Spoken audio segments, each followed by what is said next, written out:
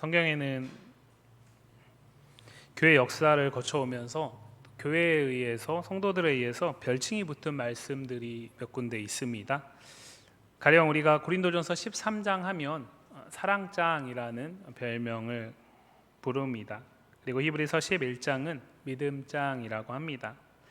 오늘 본문인 마태복음 13장은 7개, 또 어떤 학자는 8개라고도 하는데요. 어찌되었건 간에 천국에 대한 비유의 말씀이 기록되어 있습니다. 그래서 천국장 또는 천국비유장이라고 또 별칭을 갖습니다. 이 가운데는 우리가 익히 아는 비유도 있습니다. 오늘 함께 읽었던 본문 가운데 나오는 씨 뿌리는 자의 비유가 대표적입니다. 그리고 상대적으로 잘 알지 못하는, 많이 들어보지 못했던 비유도 있습니다. 본문에는 이 씨 뿌리는 자의 비유라 말하는 우리가 익히 아는 비유의 말씀을 담고 있고요. 그래서 이 말씀을 특별히 또 18절 이하에서 예수님께서 직접 풀어주시기까지 하시는 말씀이기 때문에 명확하게 이 비유가 무엇을 말하는지는 우리가 이견이 없을 만큼 분명합니다. 그러다 보니 본문에서 이 마태복음 13장 안에, 특별히 천국 비유 안에 첫 번째 비유이고, 이 비유를 하실 수밖에 없는 예수님의 상황과 독립적으로 이 본문을 다루는 경우가 적지 않게 있습니다. 본문은 천국에 대한 비유의 말씀이고, 그 가운데 첫 번째 씨 뿌리는 자에 대한 비유를 주기에 앞서서 이 비유를 하시는 상황에 대해서 먼저 말을 하고 있습니다. 이것을 우리가 간과할 때에 우리는 본문이 진짜 이야기하고 있는 예수님이 이 말씀을 그 당시의 1차적인 독자인 무리들에게, 그리고 이 말씀을 듣고 이 비유를 듣고 왜 비유로 말씀하시는지를 묻는 제자들에게 하시는 이유가 무엇인지를 잊게 될 수도 있고, 전혀 사실은 상관없는 것을 우리가 붙들 수도 있습니다. 가령 이런 것이죠. 오늘 본문에는 4가지의 밭이 나옵니다. 근데 예수님은 해석 가운데 그것이 마음이라고 말씀하셨습니다. 그래서 이것이 마치 세상에 있는 사람들을 내수로 분류하는 기준으로 삼는 것이죠. 그런데 오늘 본문을 보시면은 예수님은 사람은 이렇게 내수로 나눌 수 있다라고 얘기하고 있지 않습니다. 그렇기 때문에 그것은 본문 안에서 이 부분을 똑 띄어가지고 독립적으로 이해할 때 가지게 되는 대표적인 오류라고 할 수 있습니다. 또는 이런 경우들도 있을 수 있습니다. 4밭이 있는데 결실을 맺는 밭은 좋은 마음 밭이기 때문에 우리의 마음 밭을 우리가 힘써 갈아엎어서 좋은 밭을 만들어야 된다. 그건 역시도 은혜롭지만, 그리고 우리가 해야 할 것이 너무나 명확하지만 오늘 본문이 과연 그것을 이야기하고 있는 것일까에 대해서는 역시 의문부호를 달 수밖에 없습니다. 그러한 의문부호를 달 수밖에 없는 결론은 이 말씀이 어떠한 맥락 안에서 예수님이 지금 천국 비유를 하시는지를 소홀히 여길 때, 그것을 뒤로 둘 때에 나타나게 되는 결과들이라 할 수 있습니다. 그래서 우리는 오늘 이 말씀을 씨 뿌리는 자의 비유에 집중하기보다는 예수님께서 왜 천국 비유를 말씀을 하시는지 그 부분에 대해서 조금 더 집중하려고 합니다. 거기에는 2가지 정도의 이유가 있는데, 하나는 이제 이 말씀에 대한 해석이 내일 묵상하는 본문이기 때문에 그런 이유도 있고요. 상대적으로 이 천국 비유를 하시는 이유가 잘 다루어지지 않고 있기 때문에 그러기도 합니다. 이 천국 비유를 하시는 이유를 먼저 우리가 알아야 할 이유는 이후에 이어지는 7개 또는 8개의 천국에 대한 비유를 어떻게 접근할 것인가에 대한 출발점이기 때문에 그렇습니다. 오늘 본문 1절 말씀을 보시면 그날 예수께서 집에서 나가사 바닷가에 앉으셨다라는 말씀으로 마태는 이 말씀을 시작을 합니다. 예수께서 집에서 나가셨다라는 것은 그 이전에 예수님께서 집 안에 계셨다라는 것을 전제하는 것이죠. 예수께서 집 안에서 무엇을 하셨냐, 그것을 알기 위해서는 13장 앞에 있는 말씀을 봐야 합니다. 12장 46절 이하에서 예수님은 갈릴리의 어느 집에서 머물고 계셨습니다. 그리고 그곳에서 무리들에게 말씀하셨다라고 말합니다. 그런데 그때에 집 밖에 예수님의 어머니와 동생들이 찾아와서 예수님을 찾습니다. 그리고 그 가운데 한 사람이 예수님께 와서 그 사실을 알려주죠. 일반적인 반응이라면 이렇게 반응을 해야 되겠죠. 당신의 어머니와 당신의 동생들이 지금 집 밖에 와 있다라는 사실을 듣게 된다면 예수님이 반갑게 나아가서 어머님과 동생들을 맞이해야 합니다. 그런데 예수님은 일반적으로 반응하지 않습니다. 반갑게 나아가지도 않고 오히려 그 사실을 알려준 사람이 민망할 정도로 누가 내 어머니며 내 동생들이냐라고 반문을 하죠. 이어지는 행동은 더 의아합니다. 왜냐하면 이들은 예수님께서 직접 부르시고 택하신 제자들이기 때문에 그렇습니다. 제자들에게 손을 내밀면서 이 사람들이 바로 내 어머니고 내 동생들이다라고 말을 합니다. 속된 말로 예수님은 지금 부모도 동생들도 모르는 배은망덕한 모습을 보이는 것일까요? 그렇지는 않습니다. 왜냐하면 이 말씀은 50절에서 끝나거든요. 12장 50절 말씀 한번 같이 읽어보겠습니다. 누구든지 하늘에 계신 내 아버지의 뜻대로 하는 자가 내 형제요 자매요 어머니이니라 하시더라. 예수님은 지금 혈연의 관계를 무시하는 것이 아닙니다. 오히려 이 행동을 통해서 당신이 이 땅에 오심으로써 시작된 그가 가져오신 천국이 어떠한 새로운 가족 공동체를 낳는지를 강조하고 있습니다. 그리고 그 새로운 가족에는 한 가지 기준이 적용되는데 그것은 무엇이냐면 아버지의 하늘에 계신 내 아버지의 뜻대로 하는 것입니다. 이것은 예수님이 사실은 마태복음 안에서 앞서도 계속 말씀하셨던 것이죠. 예수님은 천국은 이런 것이다 라는 산상수훈의 말씀 가운데 그리고 그 산상수훈을 마치고 나서 산에서 내려와서 행하신 수없이 많은 이적들을 통해서 치유 사역들을 통해서 가르침을 통해서 계속해서 말씀하셨던 것이 무엇이냐면 천국은 바리새인과 서기관들의 그 의로는 부족하다. 천국은 그에 합당한 의가 있는데 그것은 다른 것이 아니라 아버지의 뜻대로 행하는 순종의 열매로 나타나는 것이고 그 순종함은 예수 그리스도를 향한 간절한 믿음으로 표현된다라고 얘기를 하는 것이죠. 예수님은 다시 한번 그 이야기를 하는 것입니다. 혈연적인 관계가 불필요한 것이고 그것이 무시되는 것이 아니라 지금까지 가져왔던 가족과는 전혀 다른 하나님 나라의 가족의 형태를 제시하는 것이죠. 왜냐하면 예수님은 그 천국으로 당신의 택한 자들을 초대하기 위해 이 땅에 오신 분이시기 때문에 그렇습니다. 그 천국으로 초대하시기 위해서 자기 백성을 죄로부터 건지시는 그 사역을 십자가에서 감당하신 것이죠. 그가 오심으로 천국은 시작되었습니다. 그 천국으로 초대하기 위해서 예수님은 제자들을 택하신 것입니다. 그렇기 때문에 제자들은 필연적으로 그 천국에 합당한 삶의 모습, 하늘에 계신 아버지의 뜻대로 행하는 순종의 열매를 맺어야 하는 것이죠. 그것을 먼저 이야기합니다. 그러고 나서 이 말씀 이후에 예수님이 그 집에서 나오셨어요. 그리고 바닷가에 앉으셨습니다. 그를 보고 큰 무리가 다시 모여듭니다. 집 안에 있을 때에는 인원의 한계가 있겠죠. 그러나 집 밖으로 나왔고 넓은 바닷가에 예수님이 앉으시자 수없이 많은 무리들이 모여듭니다. 그래서 성경은 46절에서는 무리라고 말하지만 13장 2절에서는 큰 무리라고 말을 하고 있습니다. 아마 상당히 많은 무리들이 모였던 것 같습니다. 급기야는 예수님이 갈릴리 바닷가에 정박해 있는 한 배에 올라 앉으셨어요. 그래서 자연스럽게 강단이 형성됐습니다. 예수님은 배에 올라서 바닷가 해변 쪽에 앉아있는 무리들을 바라보고 계시는 것이죠. 그리고 그 무리들을 향해서 비유로 말씀하기 시작하신 것입니다. 그것이 천국 비유입니다. 그런데 10절을 보시면 제자들이 이렇게 묻습니다. 예수님이 우리가 잘 알고 있는 길가, 돌밭, 가시떨기 그리고 좋은 땅의 4가지 밭에 대한 비유를 마치시고 귀 있는 자는 들으라 라고 말씀하시면서 비유를 마치신 다음에 제자들이 예수님께 나아갑니다. 그리고 이렇게 묻죠. 어찌하여 그들에게 비유로 말씀하시나이까? 무슨 말일까요? 이전에도 예수님은 계속해서 이스라엘 땅에 오셔서 당신이 가져오신 천국에 대해서 가르치셨습니다. 그리고 그 천국을 몸으로 보여주셨죠. 사역을 통해서, 병 고침을 통해서요.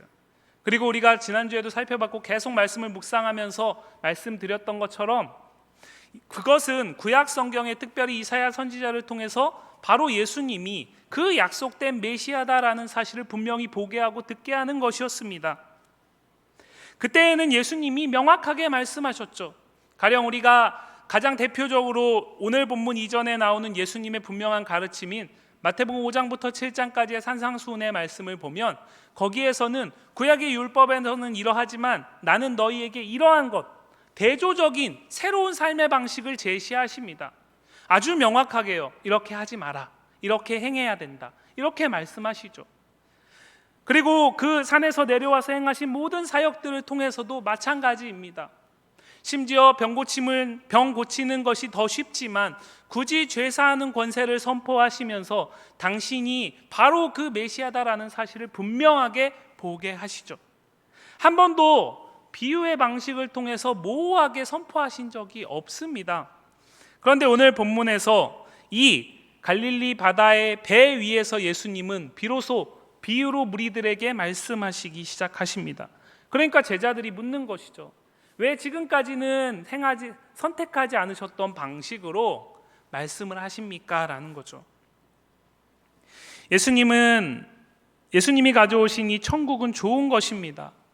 어떤 의미에서는 그가 이 땅에 오신 궁극적인 이유와 연결되어 있고요. 그렇기 때문에 이 사실을 많은 무리들에게 선포하기 위해서 비유를 택한다라는 것은 상식적이지 않습니다. 왜냐하면 비유는 해석이 필요하기 때문에 그렇죠. 그러나 명확하게 던져주는 것은 이견이 없습니다. 그것은 그냥 그대로 받아들이냐 그렇지 않느냐의 차이만 있는 것이죠. 듣고 나서 뭔 말인지 모르겠다라는 반응을 갖기는 어려운 것입니다. 그러나 비유는 여러 가지 해석을 낳을 수 있죠. 그렇기 때문에 예수님이 하신 비유가 전혀 다르게 받아들여질 수도 있는 것이고, 오히려 이 비유로 들음으로써 예수님이 정말 전하고자 하는 천국이 너무나 모호해질 수도 있는 것입니다. 그럼에도 불구하고 예수님은 지금 비유로 말씀을 하십니다. 나아가서 이 비유로 말씀하시는 이유 가운데 하나는 9절 말씀에 나오는데요. 귀 있는 자만 들을 수 있게 하기 위해서입니다. 귀 있는 자만 들으라라는 이 말씀에는 온 무리들에게 분명히 이 비유가 들려지지만 그 가운데서 귀 있는 자만 이 의미를 깨달을 수 있다라는 것을 전제하는 것입니다. 모든 무리들이 지금 갈릴리 바닷가의 해변에 앉아 있는 모든 무리들이 예수님이 전하신 이 네 가지 밭의 비유를 듣고서 그들이 이게 이런 것이구나라고 깨달을 수 없다라는 것을 전제하는 것입니다. 왜냐하면요, 이들은 무리이기 때문에 그렇습니다. 오늘 비유는 무리와 제자들에게 전혀 다른 결과를 낳습니다. 무리들에게는요, 이 비유가 오히려 보기는 보아도 듣기는 들어도 알지 못하게 하는 결과를 낳습니다. 그래서 오히려 천국의 비밀을 감추는 결과를 낳죠. 그러나 제자들에게는 이 비유가 그들이 천국의 비밀을 깨닫도록 허락되었다라는 것을 오히려 확인하게 되는 시간이 됩니다. 그리고 나아가서 이 비유를 깨달음을 통해서 더 주님이 깨닫게 하시고 알게 하실 것을 기대하게 하죠. 천국의 비밀을 제자들에게는 드러날 뿐만 아니라 오히려 더욱더 풍성해지는 결과를 낳습니다. 여기서 우리는 비유에 대해서 먼저 좀 생각해 볼 필요가 있는데요. 비유는 원문에서는 파라볼레라는 단어로서 해석을 직역을 하게 되면 곁에 두다, 곁에 던져두다 정도로 해석을 할 수 있습니다. 이해를 돕기 위해서 구약 성경에 비유를 통해서 하나님이 당신의 선택한 자들, 오늘 본문으로 택하면 제자들을 비유의 의미를 통해서 돌이켜 하나님 앞에 다시 서게 하신 가장 대표적인 비유 한 가지를 생각해 보려고 합니다. 사무엘하 12장 1절부터 6절까지에는 사무엘하 11장에서 다윗이라는 왕이 밧세바를 범합니다. 우리아의 아내 밧세바를 범합니다. 그러고 나서 약 10개월에서 1년 정도의 시간이 흘렀습니다. 어느 날 하나님께서 나단이라는 선지자를 다윗에게 보내십니다. 그리고 그 나단은 다윗 앞에 서가지고 한 사람을 마치 고발하는 것처럼 비유를 듭니다. 한 성읍에 두 사람이 있는데 부자가 있고 가난한 사람이 있습니다. 부자는 이미 너무나 많은 양과 소가 있습니다. 그러나 가난한 사람은 아무것도 없고 작은 암양 새끼 한 마리만 있습니다. 그런데 어떤 행인이 부자에게 왔습니다.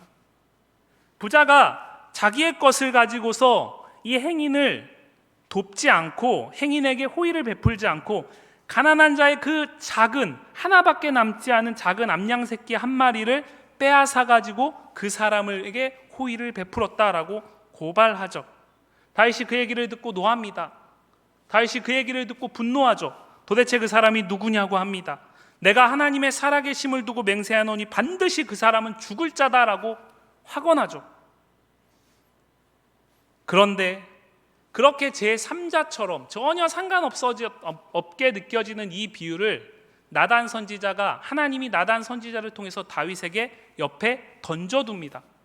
7절 말씀을 보시면 나단이 다윗에게 이르되 당신이 그 사람이라 라고 비유를 마치면서 나단 선지자가 다윗에게 이 비유를 던집니다.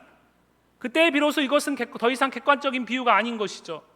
다윗에게 던져짐으로써 이 비유 가운데 다윗은 자신이 얼마나 취약한 죄인인지를 깨닫게 됩니다. 그리고 결과는 우리가 잘 알고 있죠.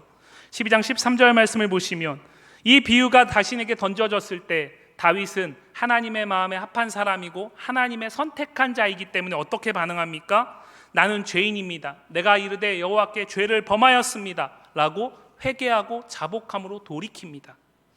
하나님께서 택한 자들에게 비유는 이렇게 당신이 하나님께 택한 자들에게는 비유가 던져질 때에 그것을 통해서 그 사람은 하나님을 더 깊이 알게 됩니다. 그것을 통해서 그 사람은 하나님의 은혜로 더 나아가게 됩니다. 다윗이 자신이 죄인이라는 걸 고백하는 것은 수치가 아닙니다. 그 수치를 표면적으로 수치처럼 보이지만 그것을 통해서 다윗은 다시 하나님 앞에 왕으로서 설 수 있었던 것입니다. 그러나 비유가 모두가 다 이럴까요? 그렇지 않습니다.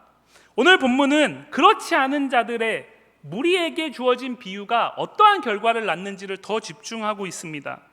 13장 11절 말씀을 보시면 천국의 비밀을 아는 것이 너희에게는 허락되었으나 그들에게는 아니 되었다라고 말하죠. 지금 이 말을 누구에게 하시는 것입니까? 제자들에게 하는 거죠. 제자들에게는 아는 것이 허락되었다라는 것입니다. 그러나 그들은 누구입니까? 큰 무리들입니다. 큰 무리들에게는 허락되지 않았습니다.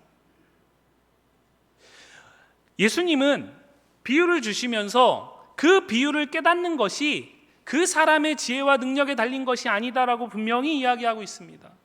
예수님은 이 비유를 깨닫게 하는 것, 이 비유를 깨닫지 못하는 것, 그것이 누구에게 달려있다라고 말합니까? 하나님의 주권에 달려있다라고 말을 합니다.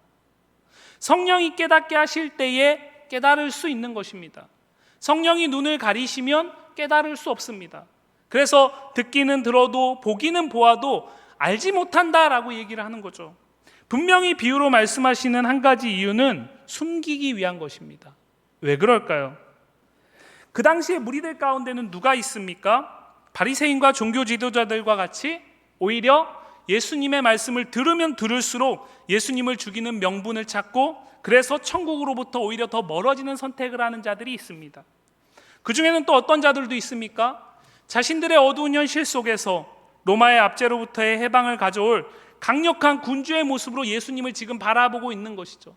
지금 갈릴리 배 위에서, 갈릴리 바다 선상의 그 배 위에서 지금 비유로 말씀하시는 예수님을 흠모하는 눈으로 쳐다보는 무리들 가운데는 그가 정말 우리에게 죄로부터 구원할 하나님의 그 나라를 가져올 왕으로서 보는 것이 아니라 지금 자신의 현실에 로마의 압제로부터 해방을 기대하고 있었는데 그 해방하실 예수님으로 지금 바라보고 있는 무리들이 있습니다. 그 가운데 또 어떤 사람은 지극히 직물적으로 이분을 따라다니면 최소한 내가 오늘 하루 먹고 사는 문제는 해결할 수 있을 것이다 라는 기대를 가지고 예수님을 따라다니는 이들이 있습니다. 이 많은 무리들에게 예수님이 전하시는 비유의 이 말씀은 지금까지 전해왔던 그 말씀들은 그들을 예수님이 메시아이셔서 그가 가져오신 천국으로 초대하지 못했습니다. 그렇기 때문에 예수님은 이제 더 이상 이들에게 천국의 비밀을 말씀으로 선포하지 아니하시고 비유로 감추시는 선택을 하는 것이죠. 예수님은 무리들의 관심이 없습니다. 우리 사람은 기왕이면 더 큰 것, 기왕이면 더 높은 것, 기왕이면 더 나은 것, 그것이 더 좋은 것이다 라고 생각하죠. 그러나 예수님은 해변가에 있는 수없이 많은 무리들에게 더 이상 관심이 없습니다. 만약에 그들에게 관심이 있다면 예수님은 그들이 이해할 수 있는 말로 최선을 다해서 자신이 가져온 천국을 설명을 해야 하죠. 그러나 예수님은 더 이상 그렇게 말씀하시지 않습니다. 예수님은 더 이상 무리에 관심을 두지 않습니다. 예수님은 이제 온전히 시선을 제자들을 향하십니다. 그렇기 때문에 자신을 찾아온 무리들에게는 비유로 말씀하심으로써 천국의 비밀을 감추시는 일을 행하시는 겁니다. 그런데 이것은 구약 성경의 이사야의 예언이 그대로 이루어지고 있다라는 것을 보게 하는 것입니다. 13절, 14절, 15절 말씀 한번 같이 읽어볼까요? 그러므로 내가 그들에게 비유로 말하는 것은 그들이 보아도 보지 못하며 들어도 듣지 못하며 깨닫지 못함이니라. 이사야의 예언이 그들에게 이루어졌으니 일러스되 너희가 듣기는 들어도 보지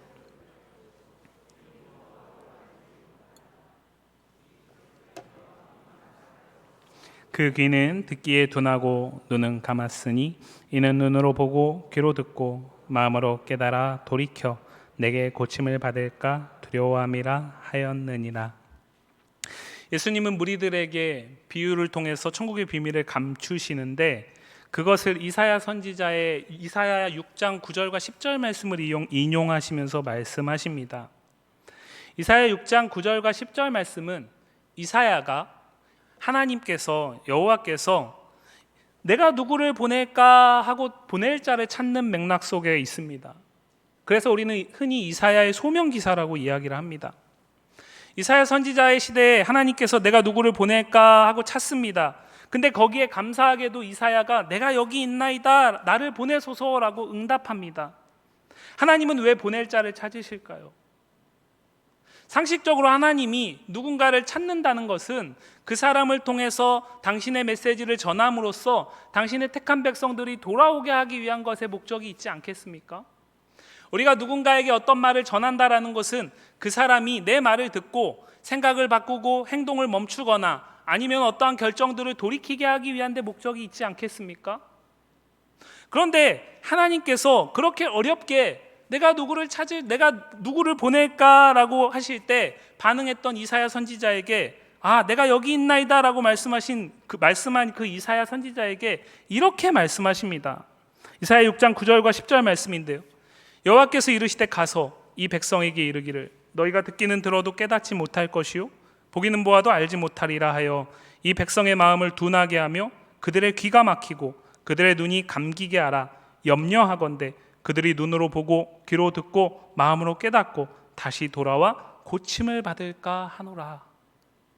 하나님은 지금 왜 보낼 자를 찾으십니까? 그들이 마음에서 깨닫게 하기 위해서가 아닙니다. 오히려 마음을 둔하게 하고 귀가 막히고 눈이 감기게 하여서 돌아와 고침을 받지 못하게 하게 하기 위한 것이다 라고 말씀합니다.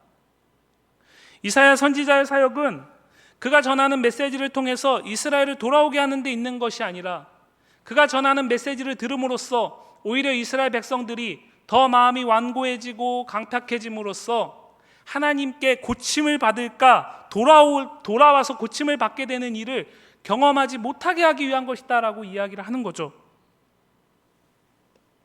오늘 예수님이 무리들에게 비유로 말씀하시는 이유가 바로 거기에 있다라고 얘기를 하는 것입니다.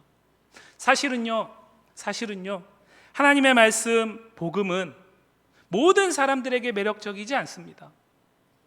오늘 예수님이 무리들에게 비유로 말씀하시면서 그 비밀을 감추시는 이유는 무엇일까요?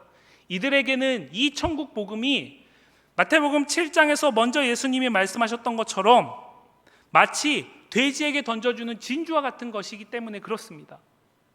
가치를 모르는 자들이기 때문에 그것을 아무리 이야기해봤자 소용이 없는 것입니다.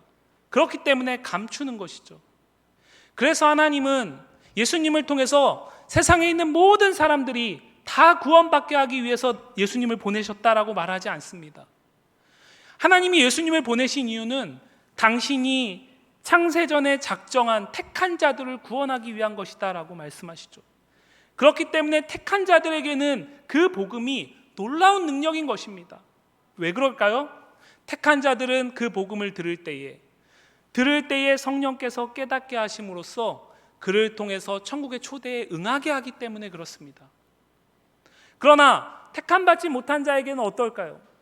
그 복음은 허무맹랑한 것입니다. 예수님의 십자가의 능력이 우리에게는 놀라운 능력이지만 그 십자가의 죽음이 사람을 살리고 천국으로 초대하는 말씀이다라는 것이 믿지 않는 자들에게는, 택함받지 못한 자들에게는 그거보다 미련한 것이 어디 있습니까? 그래서 사도 바울도 그렇게 말하지 않았습니까? 고린도전서 1장 18절에 보면 십자가의 도가 미련한 자에게는, 십자가의 도가 멸망하는 자들에게는 미련한 것이나 그러나 그것을 믿는 자들에게는 하나님의 능력이 된다라고 말하지 않았습니까? 그리고 그것은 지금도 진행되고 있습니다. 이사야 6장 9절과 10절의 말씀은 예수님의 때에, 바울의 때뿐만 아니라 지금도 진행되고 있습니다. 지금도 우리가 붙들고 있는 예수 그리스도의 십자가, 그것은 하나님의 선택받은 자, 교회 공동체에게는 핵심이고 그 중심에 있고 능력이지만, 그러나 교회 밖에 있는 자들에게는 이것보다 허무맹랑한 이야기가 어디 있습니까? 그것이 너무나 당연한 것입니다. 왜 그럴까요? 하나님이 그렇게 일하시기 때문에 그렇습니다. 그래서 똑같이 무리들에게 천국 비밀이 비유로 전달되어졌지만 무리들은 그것을 듣고 분명히 들었습니다. 그러나 도무지 알지 못하는 겁니다. 왜냐하면 하나님이 밝히 드러내지 않으시기 때문에 그렇습니다. 그 말을 오늘 이사야 선지자를 통해서 예수님이 인용하시면서 말씀하는 것입니다. 바리새인과 종교 지도자들에게 아무리 예수님이 천국 비밀을 전한다고 한들 그들이 돌이켜 예수님을 믿을 수 있을까요? 없습니다. 왜 그렇습니까? 그들이 지혜가 부족해서요? 그들이 마음이 좋지 못해서요? 아닙니다. 그들은 택함받지 못했기 때문입니다. 택함받지 못했기 때문에, 즉 하나님의 은혜가 주어지지 않은 자에게는 천국 비밀이 아무리 들려줘도 알 수 없습니다. 깨달을 수 없습니다. 그러나 모든 사람들에게 천국 비밀이 전해졌을 때 그것을 깨닫지 못하는 자의 책임은 또 한편으로는 그 사람에게 있는 것이죠. 마치 종교 지도자들과 바리새인들이 분명히 보고 분명히 듣지만 보지 못한 것처럼, 듣지 못한 것처럼 분명히 예수가 메시아이심을 알 수 있음에도 불구하고 수없이 많은 기회가 분명히 주어졌지만 그들은 보지 못했다라고 스스로 말하면서 저분은 절대로 그리스도일 수가 없다, 저분은 절대로 천국의 주인일 수가 없다라고 말하면서 십자가에 내어주는 그러한 선택을 한 것은 분명히 그 사람에게 책임이 있다라는 것 또한 분명히 말하고 있습니다. 왜요? 분명히 예수님은 모든 무리에게 말씀을 하셨기 때문에요. 그렇기 때문에 우리가 깨닫고 오늘 이 제자들이 깨닫는 놀라운 은혜 가운데서 오늘 예수님이 무엇이라고 말합니까? 너희에게, 그러나 너희 눈은 봄으로 너희 귀는 들음으로 복이 있다라고 말하고 있습니다. 우리가 누리는 최고의 복이 무엇입니까? 우리가 이 땅에서 교회 공동체를 이루고 우리가 이 땅에서 서로 그리스도의 몸을 이루면서 우리가 추구하고 우리가 바라보는 최고의 복이 무엇입니까? 기독교가 세상의 다른 종교와 다른 이유가 바로 여기에 있습니다. 그렇기 때문에 택함받지 못한 자들에게는, 제자가 아닌 자들에게는 기독교에서 말하는 복은 너무나 복이 아닌 겁니다. 우리가 누리는 최고의 복은 다른 것이 아닙니다. 교회의 머리 되시는 주님께서 성령을 통해서 말씀을 깨닫게 하심으로써 교회를 운영하시고 교회를 온전히 세워가시고 그 교회된 우리에게 시작된 천국을 힘써 누리고 나누고 그 풍성함을 맛보는 것에 있습니다. 분명히 성경은 이 땅에서 우리가 예수를 믿음으로 더 나은 삶을 살 수 있다라고 말을 합니다. 그러나 그것은 절대적이지 않죠. 만약에 그것이 절대적이라면 예수님의 삶은 복된 삶이라고 말할 수 없습니다. 왜냐하면 예수님은 십자가에서 죽음으로써 이 땅에서 삶을 마무리하셨기 때문에 그렇죠. 그리고 그 나무 십자가의 죽음은 하나님께 저주받았다라고 사람들이 생각하는 모습이기 때문에 절대로 복일 수 없습니다. 그러나 그 예수님의 삶이 가장 복된 삶이고 우리가 그 삶을 본받아서 따라가는 오늘의 제자로서 살아가는 교회 공동체를 이루는 것이 복이 될 수 있는 이유는 바로 그것을 통해서 세상 가운데 천국의 가치를 드러낼 수 있기 때문에 그렇습니다. 천국의 비밀을 밝히 보일 수 있기 때문에 그렇습니다. 오늘 제자들은 그렇다면 좋은 땅에 떨어진 자들일까요? 그들의 마음밭은 좋은 땅일까요? 그렇지 않습니다. 우리는 너무나 잘 알고 있죠. 이 제자들 완전치 못합니다. 이 제자들 지금으로부터 성경을 몇 장만 뒤로 넘기면 예수님이 십자가에 순환당하시고 죽임당하실 때 그들은 예수님의 이 천국의 비밀을 밝히 깨달아서 그 길을 기꺼이 따라가는 선택을 하지 못합니다. 오히려 성경에서는 이름조차 기록되지 않은 여인이라고 소개되는 사람들이 그 가운데서 안타까워하고 울고 예수님의 곁을 지키지, 예수님과 동고동락하고 분명히 보기는 보았고 듣기는 들었던 제자들은 오히려 예수님을 떠나는 흩어지는 선택을 합니다. 그렇기 때문에 지금 이 말씀을 듣고 있는 제자들의 마음이 좋은 땅이라고 할 수 없습니다. 그러나 분명한 것은 무엇입니까? 우리는 성경을 통해서 그러한 제자들이 끊임없이 예수님이 말씀을 주시고 보게 하시고 듣게 하심으로써 그들의 마음밭을 갈아엎으심으로써 결과적으로는 좋은 땅 되게 하시는 것을 보죠. 그리고 그들로 인해서 시작된 교회 공동체가 바로 이 복을 누리고 있다라는 사실을 우리는 고백하고 오늘 이 자리에 있는 것 아니겠습니까? 그렇기 때문에 오늘 본문은 분명히 큰 무리들에게 비유로 말씀하심으로써 시작되었지만 13장의 이 비유들은 갈수록 제자들에게 집중하고 그리고 뒤로 갈수록 제자들에게 더 많은 말씀들과 더 많은 가르침을 하는 예수님을 보게 하는 거죠. 왜요? 그 모든 과정이 무엇입니까? 좋은 땅으로 마음밭을 하나님께서 갈아엎으시는 일을 하시는 과정이기 때문에 그렇습니다. 우리는 서두에 말씀드렸듯이 이 말씀을 대하면서 우리는 좋은 땅, 그리고 믿지 않는 사람들은 다 길가, 돌밭, 가시떨기라고 쉽게 생각합니다. 그러나 오늘 본문에서는 그렇게 말하고 있지 않습니다. 우리 가운데는 길가와 같은 사람들도 있을 수 있습니다. 우리가 처음에 초신자였을 때 교회를 찾았을 때 하나님의 말씀이 다 이해되시던가요? 다 들려지시던가요? 저도 지금 목사로서 이 자리에 서 있지만 제가 예수를 인격적으로 만나기 이전에는 교회 공동체 안에 있었지만 하나님의 말씀이 너무나 졸렸거든요. 그런데 어느 순간 그 말씀이 깨달아집니다. 깨달아지면 그때부터 바로 완전해집니까? 그렇지 않습니다. 그 말씀을 분명히 깨달았지만 깊이 뿌리 내리지 못해서 또 흔들리죠. 그러나 그러한 시간들 속에서도 끊임없이 하나님은 말씀을 공급하시죠. 교회를 통해서요. 그 말씀을 받음으로써 우리는 나중에는 어느 순간에는 분명하게 오늘 30배, 60배, 100배의 결실을 풍성하게 맺게 하실 하나님의 일하심에 소망을 둘 수 있는 겁니다. 오늘 말씀은 누구에게 하기 때문에요? 제자들에게 하기 때문에요. 제자들에게 하기 때문에 그렇습니다. 이 말씀은 무리들에게 분명히 말씀함으로 시작되었지만 이 해석은 제자들에게 주기 때문에 그렇습니다. 그 제자들에게 너의 마음밭은 지금 이 상태야, 이 상태야, 이 상태야, 이 상태야. 너희들 가운데 이 네 가지의 밭이 있어. 너희의 마음을 이렇게 좋은 땅으로 만들어야 돼. 이렇게 말씀하시는 것이 아니라 내 은혜가, 이 비유를 깨닫게 하는 내 은혜가 끊임없이 너의 마음밭에 말씀을 공급할 거고 그를 통해서 성령께서 깨닫게 하신 은혜 속에서 너희는 제자의 길을 가게 될 거야 라는 약속의 말씀이라는 거죠. 왜 그럴까요? 이제 좀 있으면 예수님이 십자가를 지시거든요. 예수님은 분명히 말씀하셨습니다. 제자의 길은 넓은 문으로 넓은 길로 걷는 길이 아니다. 좁은 문으로 좁은 길로 걷는 길이다. 그런데 그 길을 가면서 얼마나 힘듭니까? 얼마나 어렵습니까? 그런데 그때에도 그 길을 포기하지 않을 수 있는 이유는 무엇일까요? 반드시 풍성하게 거두게 하실 하나님께 소망이 있기 때문에 그렇습니다.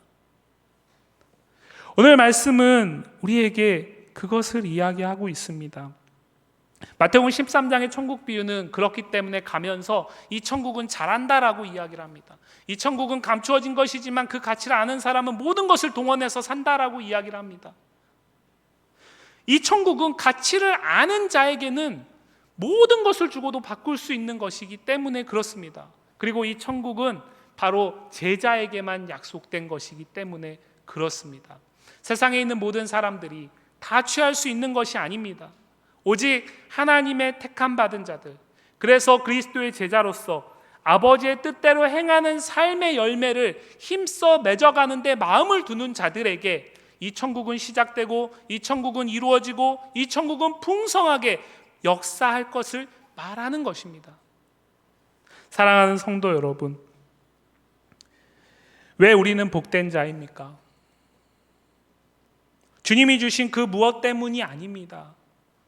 내게 아무것도 없고 내가 여전히 가난하고 내가 여전히 질고가 있고 고난이 있고 아픔이 있지만 하나님이 내게 주신 최고의 복, 교회를 통해서 말씀을 깨닫고 그 말씀을 통해서 끊임없이 내 마음을 갈아엎어 가시는 하나님의 일하심이 머물고 있기 때문에 그렇습니다.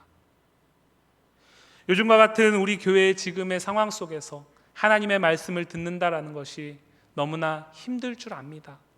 그러나 그럼에도 불구하고 우리가 예배에 여전히 마음을 두고 우리가 어려움 중에도 여전히 말씀을 묵상하고 말씀을 힘써 읽고 듣는 데 마음을 두는 것은 교회가 주님의 것이기 때문에 그렇습니다.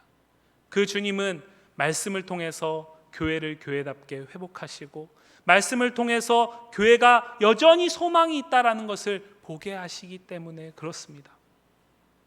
그렇기 때문에 우리는 복된 자입니다.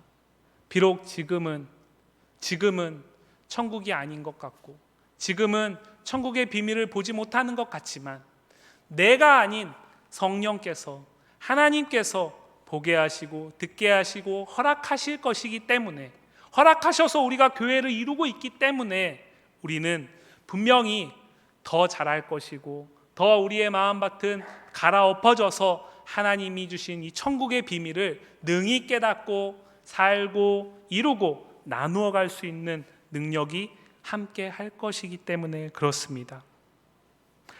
이 천국의 삶이 좁은 문과 좁은 길을 걷는 것임을 알지만 반드시 풍성한 열매 맺게 하실 약속을 받아서 아버지의 뜻을 오늘 붙들고 사는 자들이기 때문에 그렇습니다. 그것이 교회이고 그것이 성도이기 때문에 주님은 여전히 이 약한 세상 가운데서도 교회의 소망을 버리지 않으십니다.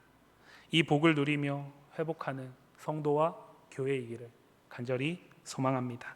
기도